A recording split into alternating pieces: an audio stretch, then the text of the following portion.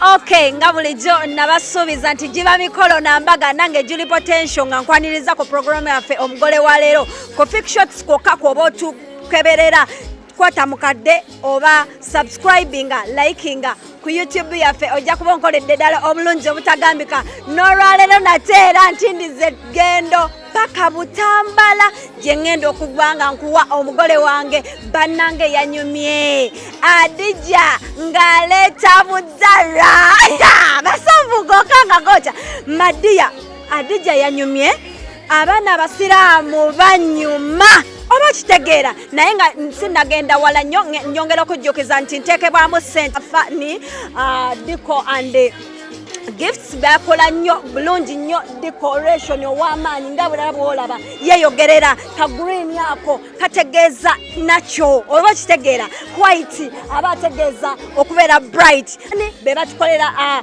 gifts and decoration munnange banoonyeeko ennamba zaabwe ziyitawo awo oba kitegeera nsigenda kubanga nerabira yanyumye omugole yabikoze anyirira bunyirizi gold juice ne coffee ojja kugenda kuba Margarita coffee and juice bakolera ddala juice omulungi akachaya kalungi abagole abagala okweyokyayo kyamu ng'omukolo tegunnatuuka bino to calm down ogenda kubanga weekwata ba Margarita juice and coffee bajja kubanga bakusavingira abagwanyi bo bonna b'oyise oba kitegeera bulungi atega ku outfit munoonyeko Shiham Bridal Collections wali ku Jemba Plaza shop number K34 wokka we tujja ebyokwambala by'abagole ayina omushanana ayina gomesi ayina ebyenjawulo byonna for now let me sign out nja kubanga nkuleetera omugole wange nze Julie Potential.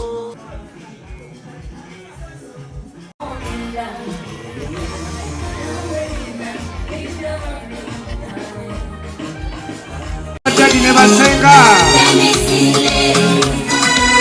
abenshi basibawulira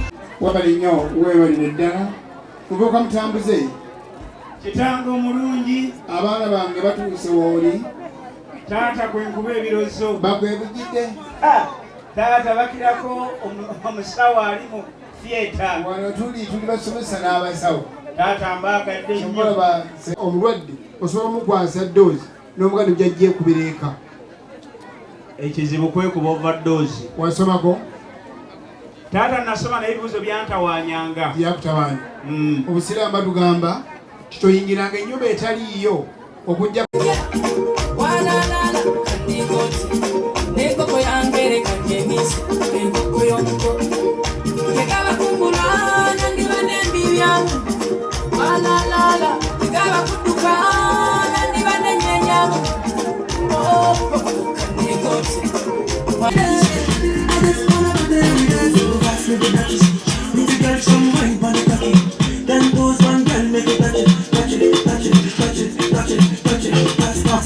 Okay, abalungi nabagambye nti omulungi mpita naye omulungi Hadijah nabagambye nze ngenda mubalaga omwana w'abandi bamuteeseteese sokolabe sagala kwongera boogezi nawe ekyolabako kiraba ndowooza muli eyo mugamba kakati oba ffe tufumbirwa ddi teritukwatako mukwano kitegedde ekintu ekyo nze Julie Potential naye nga ndabasuubiza nti omugole nze mpita naye oba okitegeera ate nno tonfaananya atanaaba Hadijah yadde wanyumye nnyo. How are you mukwano? I'm good. How are you, sweet? I'm okay. Ngonyumye nnyo ku mukolo gwo. Ebale kusiima. Bannange mpulira abasiraamu bagamba masha Allah. nako mashallah. Okay, kakati wakikoze otya okulaba ng'olunaku olwaleero nga 7 Ogwomwenda 2024 mu nnaku zonna mu myaka gyonna lwosazeewo okuleeta omulungi mu lujja olwaleero okikola otya? Sooka obulireko abawala abali eyo abakusongamu emima kalabe kaleese kalowooza kakabe. Sikuba wakabe naye kwesigaŋŋana. Omwami wange namwesiga yansuubiza nti ajja kumpasa era n'akituukiriza n'obugumiikiriza n'engumiikiriza emyaka gyonna egiyise. Allah amaze n'akitutuusaako. Awo obugumiikiriza osobola okunsigirako ekifaananyi wagumiikiriza ebbanga ki? Like abantu abasinga babagamba olumu tuwulira abakazi mu be bapininga abasajja nze ntwale ewaffe nze njagala kwanjula naye gwe wakikola otya mukwano? Saagumiikiriza nti nno bbanga ttono era teryali ddene kuba yandaba mu 2020 tetuli mu 2024. Yes. Kati ebiseera twali tusoma ne tufuluma mu 2022. 2023 nengenda nenkola naye naakola nampasa guno omwaka. Bannange mmwe muyina mikisa bukisa kwegamba mbwe mutyo 2024 ebintu ne byekola just like nange nze ogenda kumbulirako kyokozesa oba Allah nga nkyusizaawo eddiini nga nkyuka nga nange nga ndeeta omwana w'abandi olowooza nze sibyagala. Obyagala. N'abawala bali eyo bagumye bali eyo banyize bazzeemu amaanyi.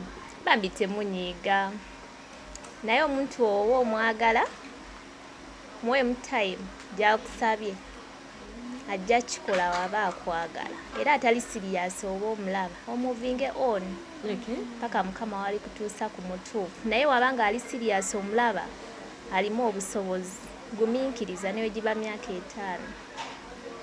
5 nno toyogedde mitono golowooza ebibyo bye byabalala. Kati omwami waffe ono like mwesanga wa? Like ongambye mwesanga mu ssomero like kyatandika kiti akagambo kike yasooka n'otegeera olumu abakazi be basooka okusipotinga n'agamba omuntu oyo mwagala naye nga tosobola kyogera ajinja asooka otubulireko. Nze nga omanya abawala tuba twekoza tufu eyankwana neekoza n'ogaana neŋŋaana olaba nga oyisaawo omukisa. naye we namala okuva mu ssomero nendaba nga ye musajja omutuufu nenzikiriza. Okay, kitegeeza yakwana ku ssomero n'ogaana n'alemerako n'ogaana. Nange nja sooka gaana ndowooza webikola kekakodyo. Kale mpeerayo omwami waffe asazeewo okufuula ensonga olwaleero obugambo obulungi naye bw'atera okukuwaye naye nja mugamba naye nja musoya akagamba akakuwe tetujja kisemba nakyo naawe kamuwe gwoba osooka ladies first. Ladies first. Hani wange kusuubiza okwagala era nsaba Allah atukuume. Nsaba Allah atukuume nga tuli babiri insha Allah. Kusuubiza okuwa ekitiibwa nga naawe wookimpeesezza ewaffe olunaku lwaleero era siri kuyisa bubi. Insha Allah akonkayize. Hani wange ali eyo yenna yeetegese nange okuntwala insha Allah.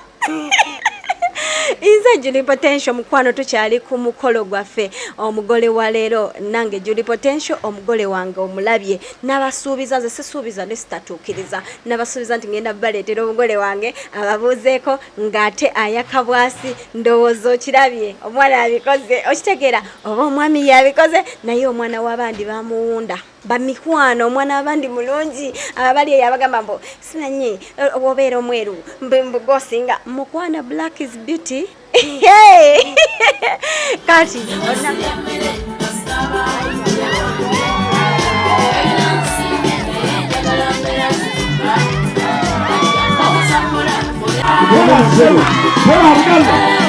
Hola,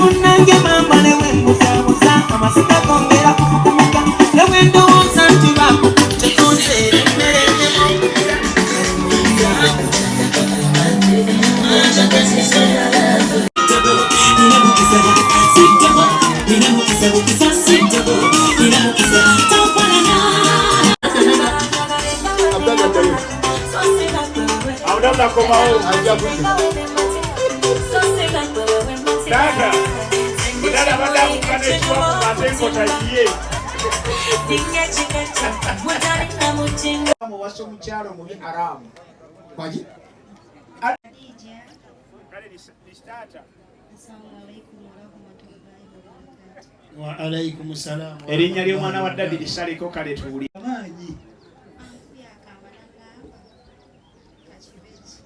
Keba mikwano nange nfunye akakisa okulinanako omubedde omukulu Abdallah akkiriza okwonoona oluggya lwewa Hadijah okitegeera wonna wakyafuwadde okitegeera omukulu aleese ebintu tomanyi kankubuuzeeko mukama wange wasiibye otya nasibye bulungi nnyabo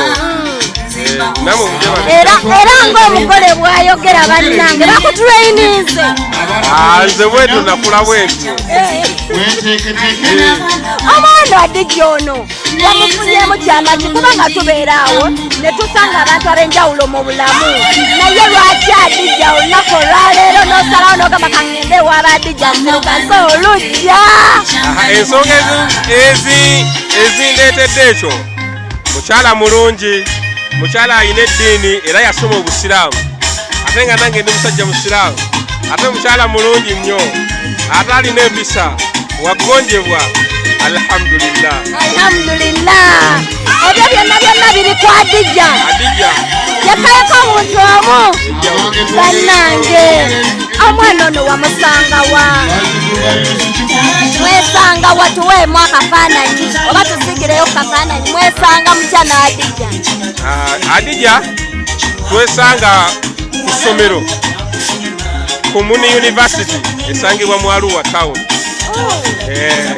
namusanga nemulaba nga mukyala mulungi nemusiima nemutolera salaamu naye nanziramu salaamu nesooka ntyamu kuba yali mulungi nnyo naye kuba obulungi bwe bulungi ennyo nagamba nina okulumba paka we namufuna nenemezaamu era lectures twazitulanga newankubadde yandingako distance naye nga sigino zesika nkwagadde nkakutaano bannange abawala ebiseera ebisinga bw'omusanga atuuka neyeekoza nakumalira obudde n'okola otya gwe kyali kiti Hadijah yayanguwa oba yeekoza n'alemezaamu n'ogamba n'olemerako bulemezi ye yalaba olulenzi n'alusiima olulenzi gwe tolaba wenyirira kati yalaba olulenzi nga lulabika bulungi naye n'agamba alhamdulillah Masha Allah. So compare Hadijah n'abazadde abakuzaalira omwana muwala obubaka. Kansooka okuwa abazadde mwebale kuzaala Hadijah mukyala mulungi, Hadijah ayina eddiini, Hadijah mugonvu nnyo ate ayagaliza, ate era walaba nga waliwo naawe ebikukutsemu naye akulwanirira, kwegamba alwanirira ku munne. Kati nebaza Hadijah webale kunjagala bebi, wagala nnyo Hadijah. Bannange kati nga tonnasiibula kambuuze ku Bestman, nfunye akakisa okubuuza ku Bestman awerekedde omulungi. Bannange bagagga kwagalana baakukweraga. Ogamba otya ssebo? Ogamba otya ssebo? Amanya gaffe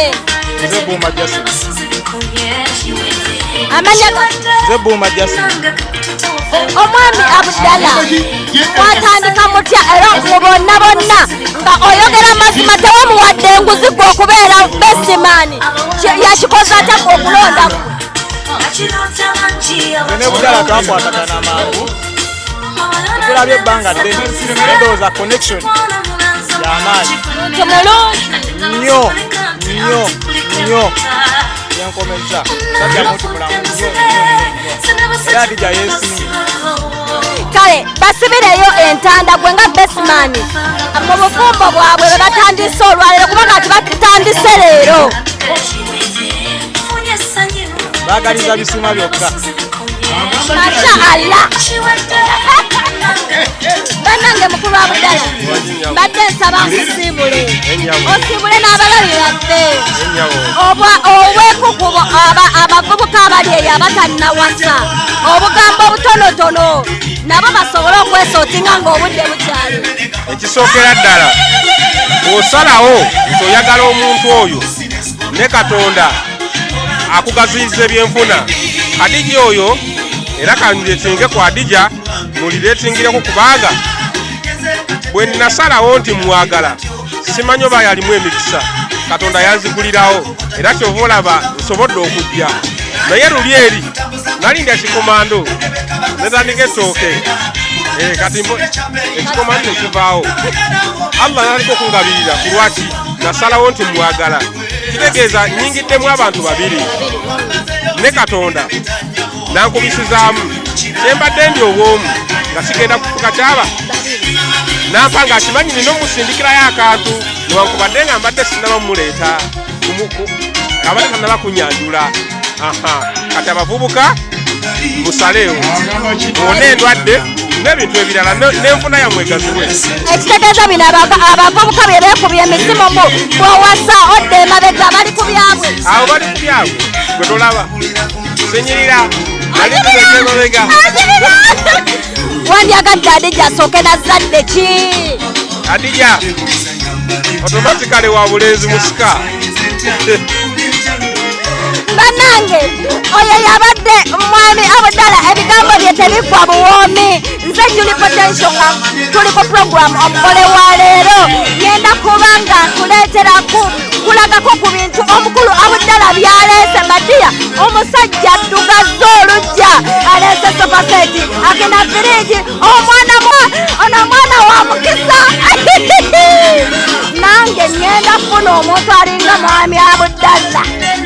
Masha Allah, insha Allah. Ye tali kusaaga. Hadijah kamba siibule naye nga sinnabasiibula nyongera bajjukiza bazafani babe batuteekamu ssente ate bakola dine afaananako bwati.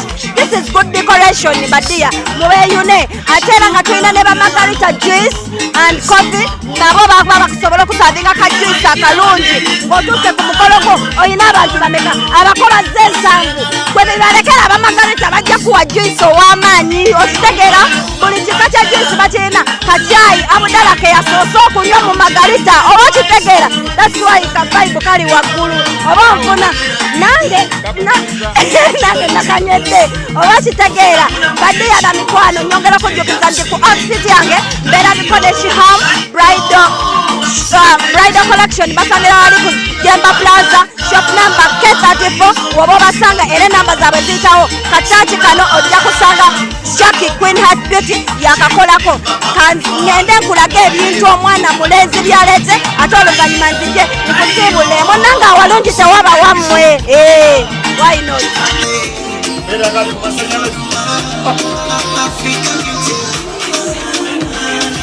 Watenza tali mashini lemyaka mitomitini